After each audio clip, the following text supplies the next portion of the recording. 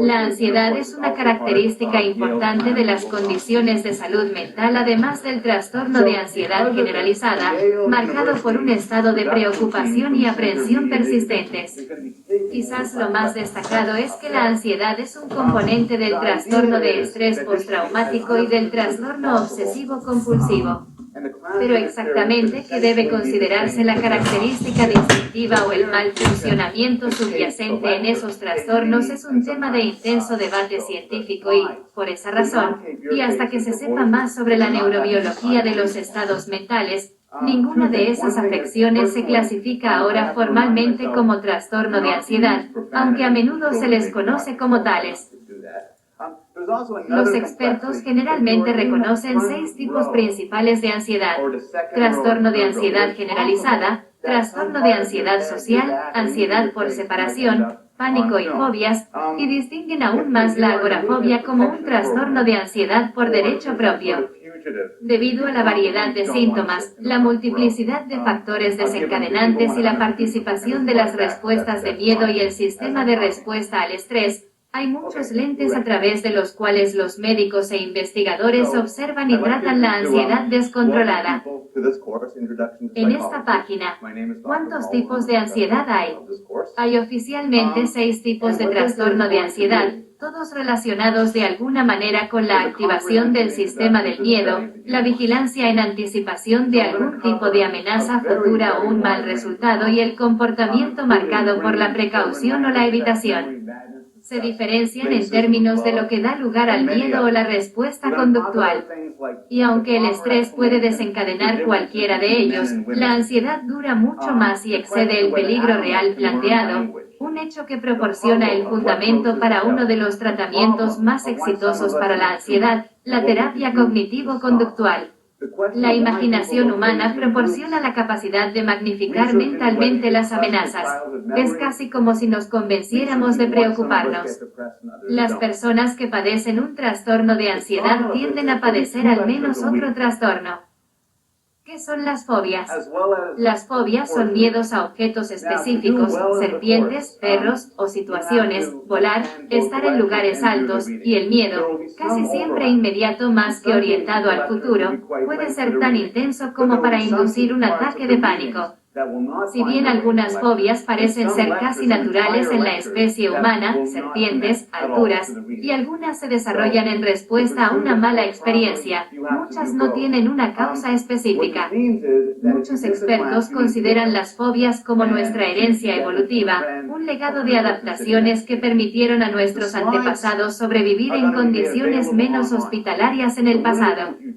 La agorafobia es una fobia específica que implica el miedo a escapar o la imposibilidad de conseguir ayuda y suele centrarse en estar en espacios abiertos como puentes, lugares cerrados como teatros o ascensores, lugares concurridos como mercados o conciertos, o estar solo fuera de casa.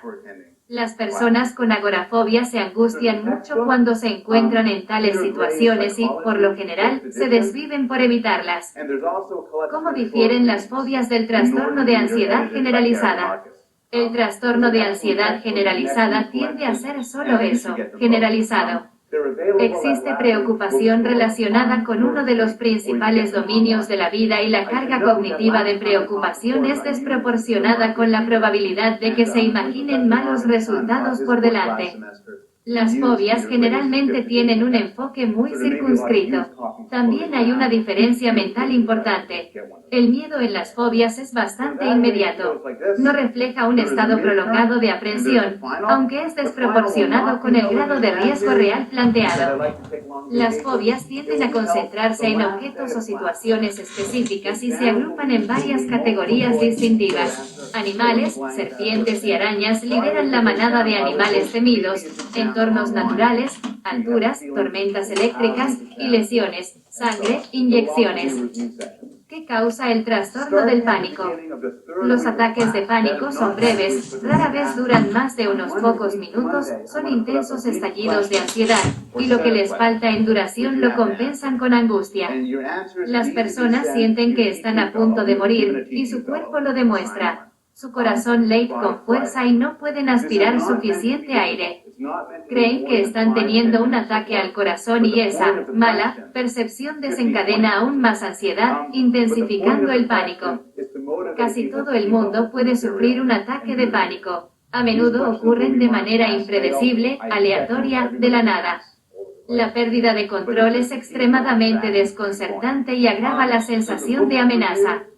Y los ataques pueden ser tan frecuentes o tan incapacitantes y generar tanto miedo a tener otro que pueden detener su vida activa, convirtiéndose en una condición conocida como trastorno de pánico.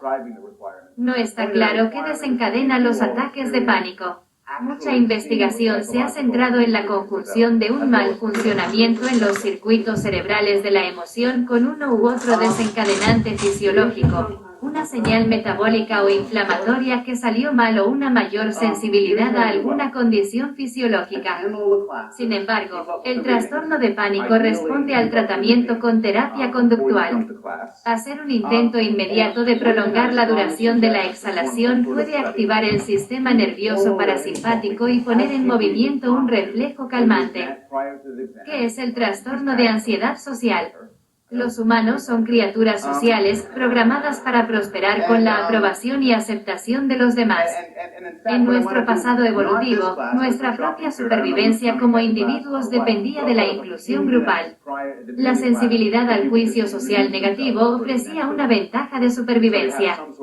Las personas pueden diferir naturalmente en cuánto miedo tienen al juicio social negativo, y algunas personas pueden volverse especialmente ansiosas socialmente solo en circunstancias específicas, como cuando saben que están siendo escrutadas. La experiencia adversa temprana puede haber hecho que el sistema sea permanentemente hipersensible a las críticas o la desaprobación de los demás, o las personas pueden interpretar mal las señales sociales y percibir amenazas de rechazo donde no existen, lo que resulta en un trastorno de ansiedad social. Las personas con la afección generalmente evitan situaciones en las que estarán expuestos al escrutinio de otros, como dar un discurso o comer frente a otros. Pueden temer conocer gente nueva o participar en conversaciones grupales. El trastorno de ansiedad social restringe las oportunidades y el disfrute de la vida de las personas. ¿Cómo difiere la ansiedad social de la ansiedad generalizada? Los estudios muestran que las personas con trastorno de ansiedad generalizada y aquellas con trastorno de ansiedad social comparten una mayor sensibilidad a la retroalimentación negativa y aprenden más en tales condiciones. Pero las similitudes pueden terminar ahí. El trastorno de ansiedad generalizada puede abarcar cualquier preocupación en cualquiera de los principales dominios de la vida: salud, finanzas, trabajo. El trastorno de ansiedad social refleja una preocupación específica, el juicio negativo de los demás, y se manifiesta solo en entornos sociales. Los científicos ahora saben que el optimismo y la ansiedad están relacionados. Se sabe desde hace mucho tiempo que la mayoría de las personas están intrínsecamente inclinadas hacia una perspectiva optimista de la vida. Pero estudios recientes muestran que este sesgo no existe entre las personas con ansiedad generalizada. Por el contrario, las personas con ansiedad social conservan un optimismo generalizado. ¿Qué es la ansiedad por separación? La mayoría de los niños pequeños desarrollan ansiedad por la separación de sus padres o cuidadores. Es una etapa de desarrollo normal y, a partir de los 9 meses de edad, el tipo y grado de angustia que los niños muestran cuando se separan de sus cuidadores se suele utilizar como una medida de la seguridad del apego y la adaptación a un mundo de extraños. Pero la ansiedad por la separación que es apropiada a la edad de 1 año es menos adaptativa a la edad de 10 años. El trastorno de ansiedad por separación existe cuando los niños muestran un grado de angustia superior al apropiado para el desarrollo por la separación del hogar o las figuras de apego, y se desarrolla en aproximadamente el 4% de los niños menores de 12 años por temor a nunca volver a ver a sus padres, o por la muerte de un padre. Los niños con trastorno de ansiedad por separación a menudo se niegan a ir a la escuela y pueden ser pegajosos. Un episodio de separación puede ocurrir durante cualquier periodo de estrés significativo durante la infancia, pero puede ser especialmente severo después del divorcio de los padres. ¿Qué es la hipocondría o ansiedad por salud? Lo que antes se conocía como hipocondría o hipocondriasis, se ha refinado en dos condiciones separadas que involucran la expresión física del sufrimiento psicológico, pero solo una de las cuales se considera alineada con los trastornos de ansiedad. El trastorno de ansiedad por enfermedad abarca a las personas que tienen un nivel de ansiedad de salud general lo suficientemente alto como para causar angustia y deterioro psicológico, pero que no se manifiesta en síntomas somáticos específicos. Por el contrario, síntoma somático y trastorno relacionado se refiere a aquellas personas que presentan síntomas somáticos acompañados de angustia psicológica y preocupación por esos síntomas. Ambas versiones de hipocondría tienden a presentarse mucho más en entornos médicos que en entornos de salud mental. ¿Qué otros trastornos están relacionados con la ansiedad? Tanto el trastorno de estrés postraumático como el trastorno obsesivo-compulsivo están estrechamente relacionados con la ansiedad y, hasta hace poco, se clasificaban como trastornos de ansiedad. Las personas con TOC se involucran compulsivamente en rituales repetitivos, lavarse las manos, por ejemplo, y comportamientos no productivos, por ejemplo, reorganizar constantemente objetos en un estante, como una forma de desarmar los pensamientos implacables que provocan ansiedad. Soy sexualmente desviado.